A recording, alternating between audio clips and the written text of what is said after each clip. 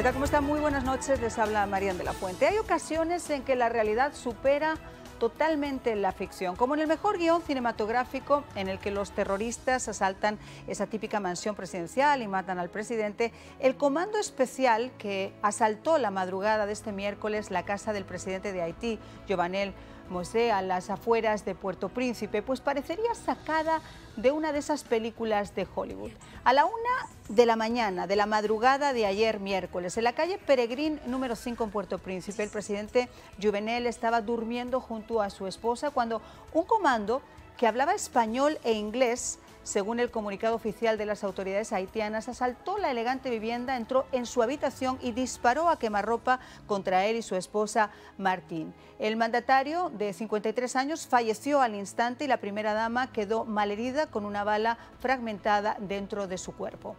Aparentemente, este comando, que parecía conocer perfectamente sus movimientos, entró con un equipo militar de asalto y luces para ver en la oscuridad y se dirigió sin ninguna duda al dormitorio presidencial. Si alguien de su equipo abrió la puerta de la habitación o fue una violenta operación organizada por alguno de sus muchos enemigos, sigue siendo hoy un misterio.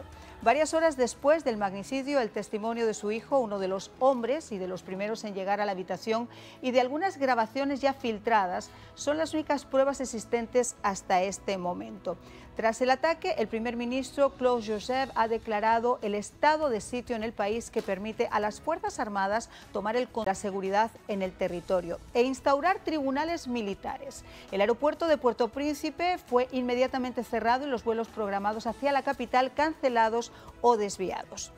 La muerte de Moïse lleva al país a una etapa de incertidumbre y alimenta además la idea de una creación de Somalia de las Américas, como han descrito algunos analistas. A la crisis humanitaria provocada por un año de pandemia, por los huracanes, se suma la violencia de las bandas urbanas que han elevado el nivel del terror por los asaltos y por los secuestros que asolan al país. El caos político parece instalarse como una única forma de gobierno en la nación más pobre de América. Y mientras todo esto pasa, la primera dama de Haití fue trasladada desde Puerto Príncipe en un avión ambulancia hasta aquí, hacia el sur de la Florida, para ser tratada de sus heridas. Ayer mismo en la noche estaba siendo operada y en este momento se encuentra en condición crítica, pero estable dentro de la gravedad, con sus signos vitales estables. Así, con todo lo que tenemos en el día de hoy, de lo que hemos podido averiguar y vídeos que van a ver ustedes en exclusiva que nos han llegado desde Puerto Príncipe, comenzamos El Espejo.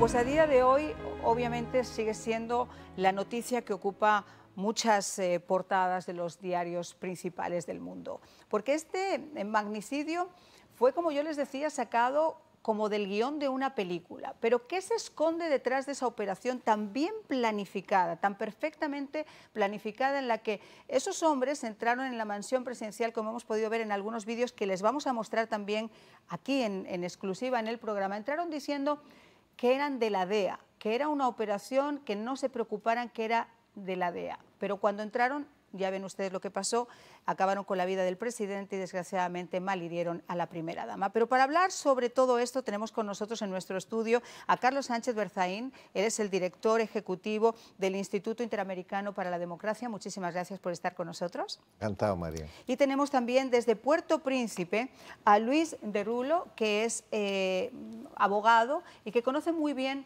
la actualidad por la que está atravesando ahora mismo su país. A mí, si me lo permite, me gustaría comenzar con Luis para que nos cuente el último momento, porque ya sabemos que hay al menos 5 personas que han sido detenidas. ¿Cómo estás, Luis? Muy bien, gracias a ustedes. Pues encantados de tenerte y muchas gracias por sacar el tiempo en este momento desde Haití para hablar con nosotros. ¿Qué es lo último que se sabe sobre lo ocurrido? Lo que ocurre es que en la madrugada hay como 26 personas en el escenario que le mataron al presidente de Haití y después a las 3 de la mañana se fueron para la calle. Y a las 7 o a las 8 de la mañana ayer, la policía ha matado a tres a ellos y ha arrestado 2 mercenarios que están ahora en la mano de la policía. ¿Cuál es? A ver, obviamente no hay ninguna versión oficial. Hasta este momento todo pueden ser especulaciones, pero dentro de las especulaciones ya se barajan varias posibilidades. ¿Cuáles hacia las que ustedes en el pueblo de Haití se inclinan más? ¿Qué creen ustedes que ha podido ocurrir? ¿Puede usted repetir, por favor? Sí, le decía que ¿qué cree usted? ¿Cuáles han sido los motivos que usted cree que han llevado al asesinato del presidente? Ahora en Haití hay tres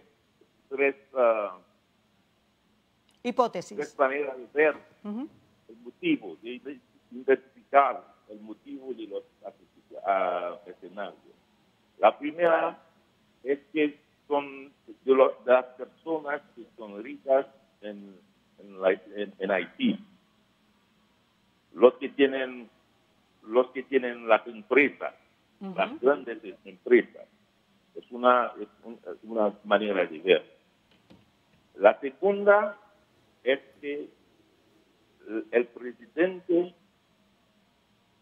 ha traicionado los Estados Unidos y las instancias internacionales.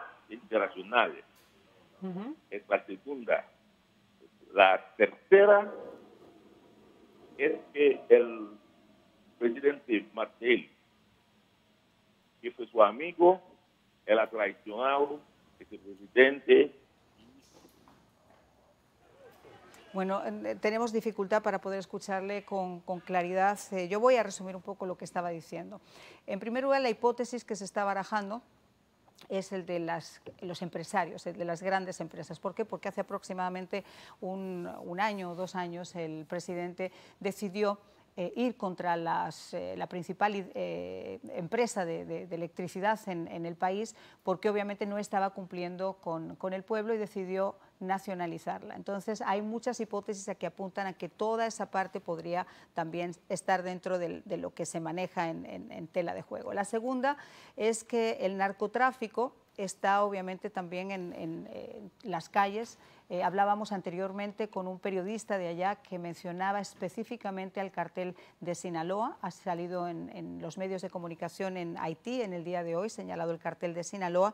Y el tercero sería el tema de la traición aparentemente a sus colegas políticos y también algunos países del exterior. Pero para ahondar sobre todo esto, y puesto que todos son hipótesis, tenemos con nosotros a Carlos Sánchez Berzaín, como les decía, director ejecutivo del Instituto Interamericano para la Democracia. Carlos, ¿cuál sería, a tu forma de ver, uno de los motivos que haya podido arrastrar la muerte de Juvenal? Bueno, lo primero que hay que dejar claro es que este es un magnicidio, un hecho criminal que no debió haberse presentado. Ahí hay algo que ha fallado, hay un sistema de seguridad presidencial, claro, hay una estructura interna, y eso tendrán que investigar. Ahora, el ponerse a hacer suposiciones es muy delicado. Hoy, por ejemplo, no es serio. Mira, acabas de tocar un punto y no quiero que se me olvide. Ya se sabe que una de las personas que fueron detenidas era uno de los antiguos asesores de la primera dama.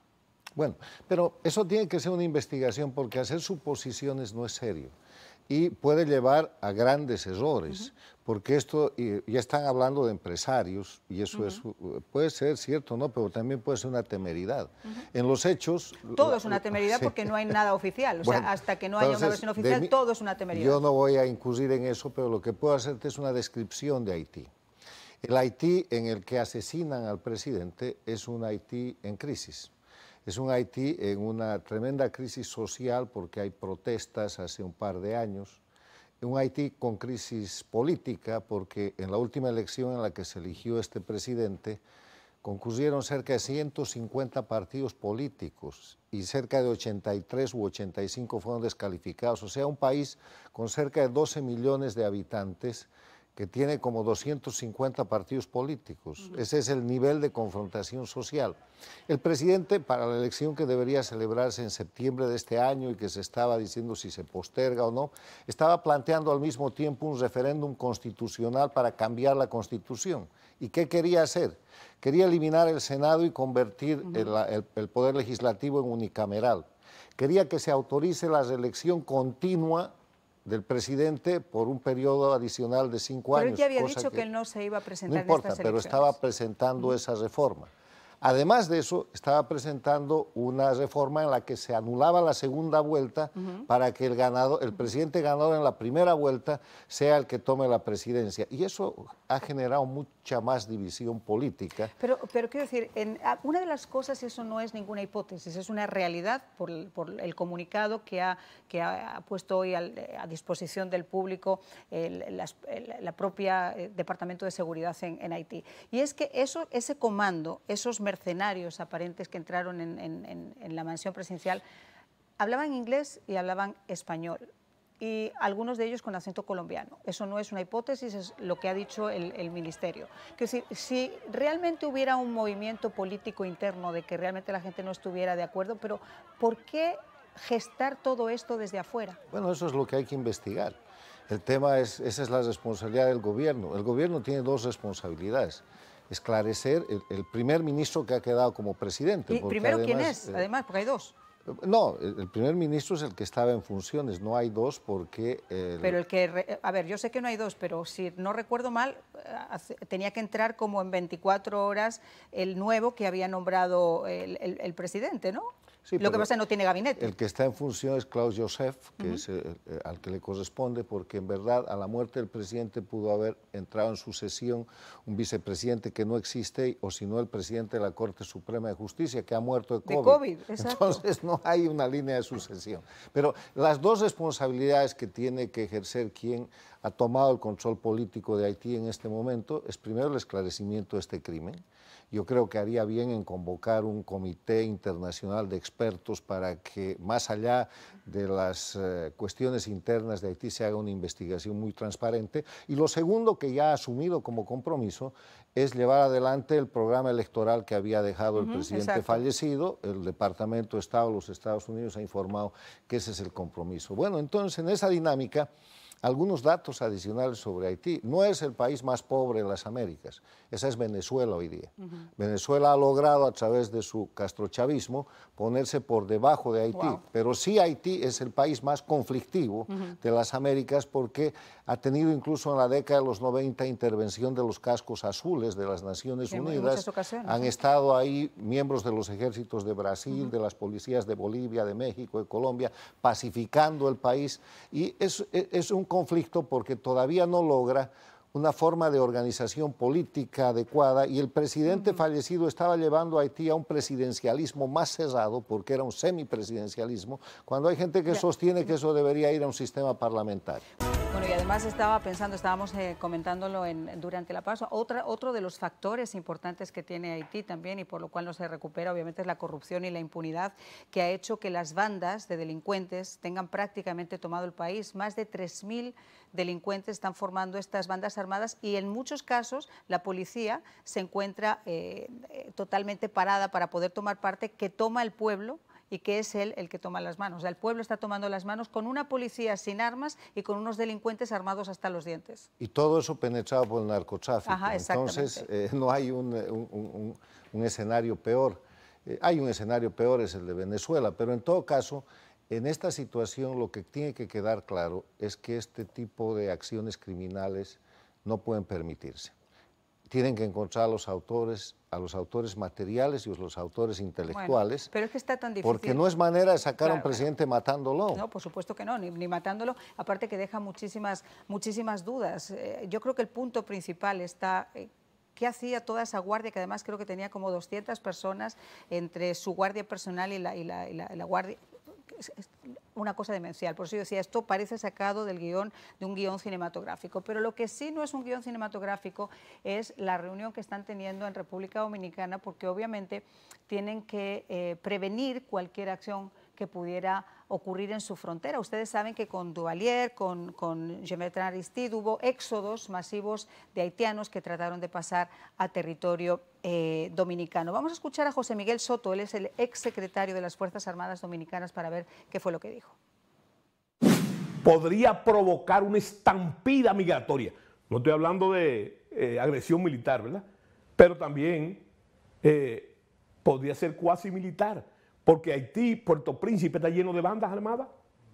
Y mira, eso que salen en una, no sé, en la fílmica de las cámaras de seguridad, óyeme, parecen gente organizada y bien equipada, ¿verdad? Entonces, yo lo que te digo a ti, que ese es el peligro. ¿Por qué? Que ellos quieran buscar ahora, en medio de esas cosas, que quieran cruzar para acá. O no solamente desde el punto de vista migratorio, ¿verdad? De la migración ilegal, que es una gran amenaza para la República, sino de que esas bandas, buscando santuarios de este lado, ¿verdad? Hay que ver qué es lo que va a pasar. Bueno, pues hay que ver realmente qué es lo que va a pasar y cómo va a afectar. Ya Colombia ha pedido a la Organización de Estados Americanos que traten de mediar para que no ocurra ninguna desgracia dentro de Haití, que esto no vaya más, porque ya vemos además que en el pasado todos estos movimientos se han gestado no precisamente de una forma pacífica. Los han resuelto en muchos casos a machetazos y eso ha provocado ese éxodo en la frontera del que estábamos hablando. Ahora, ese éxodo, ¿esto podría llegar a ser una excusa para ese éxodo? Siempre ha habido eso, porque el sueño haitiano es primero Dominicana, es un país que tiene muchas mejores condiciones de vida y de ahí dan el salto a los Estados Unidos u otro país. El tema aquí, viendo lo que es Haití, es cómo se soluciona este problema, porque Haití, además de ser un problema para la Española, que es la isla donde están la República Dominicana y Haití comparten ese territorio, es un problema para todas las Américas. Y para Estados Unidos también, porque con esta política del presidente, pero con esta política del presidente Biden, muy diferente a la que tuvo el presidente Trump, de puertas abiertas, etcétera, eso no puede de alguna manera incitar a que la gente sí quiera dar ese salto a República Dominicana para dar después el salto hasta los Estados Unidos. La frontera está cerrada. Ahora, lo que yo creo que tiene que pasar en Haití es que, como se pueda, tienen que llevar adelante el proceso electoral. Y de ese proceso electoral saldrá una estructura de gobierno renovada, diferente, no sin conflictos, pero se necesita de nuevo la acción internacional, la Organización de Estados Americanos, un proceso de investigación, un proceso de pacificación. ¿Los cascos azules? ¿Regresarán los cascos azules? No creo, no, en este momento no, porque han avanzado muchísimo en el tema del diálogo prodemocrático. Van a tener la necesidad de un gran apoyo económico, porque además la pobreza y la falta de oportunidades genera toda esta situación que tú has mencionado, vinculada al narcotráfico y vinculada al crimen organizado transnacional. O sea, eso es una bomba de tiempo y ha explotado ahora con el asesinato del presidente, que es un hecho que puede llevar a varias cosas. Cuando matas a un presidente, pones en marcha un golpe de Estado. ¿Está en marcha? No está en marcha. Si no es esa la hipótesis, cuando matas a un presidente pones en marcha un cambio estructural o algún hecho realmente calamitoso para cambiar los hechos de la política. Pero nadie ha reivindicado esto. No, y eso pero Jovenel estaba en este momento gobernando por decreto. ¿Sí? No era un presidente, un candidato sólido o fuerte para poder ser reelegido. No, ni era popular. No era popular, exacto. Yo quiero llegar a mi tesis. No era popular, era una persona que gobernaba por decreto, es una persona que ya había manifestado que no se iba a presentar a esa elección como candidato, aun suponiendo que pudiera volver a hacerlo. Quiero decir, yo no creo que el motivo, repito, yo no creo que el tema sea verlo como sombra para que continuara su mandato como presidente de Haití. No creo que el tema tenga que ver tanto con la política como quizá por otro tema social o como el tema de la disputa de los territorios del narcotráfico, etcétera, etcétera, etcétera. No, pero lo vamos a tener que ver en los próximos días. En Haití cualquier cosa puede ser. desde el crimen organizado, pasando por el narcotráfico, bandas paramilitares, confrontaciones tribales o de grupos sociales, que es muy intenso. 250 partidos políticos, Marian. O sea, Me estaban contando, por ejemplo, que en el área donde vivía el presidente, nos estaba contando el periodista con el que hablamos desde Puerto Príncipe, en ese área estaba completamente asolado por las bandas de delincuentes que asaltaban las casas, secuestraban, etcétera, y decidieron reunirse entre todos ellos y pagar directamente ellos a los delincuentes, y aparentemente en un día, según marcaba la prensa, habían logrado acabar con 26 de ellos en un día. Bueno. Entonces, eso te da una imagen de lo que se trata y de cómo se están manifestando las cosas allá. Un Estado en crisis, una situación fuera del control del gobierno y un presidente asesinado. ¿Y un peligro para el resto del mundo? Para este continente, no vamos a hablar obviamente del resto del mundo porque no hay capacidad de hacerlo, pero para los países vecinos. Yo no creo que esto sea un peligro para el resto del mundo, es un peligro ¿No puede muy provocar grande un éxodo? para Haití y para la República Dominicana, claro, que está ahí, que está tomando las medidas.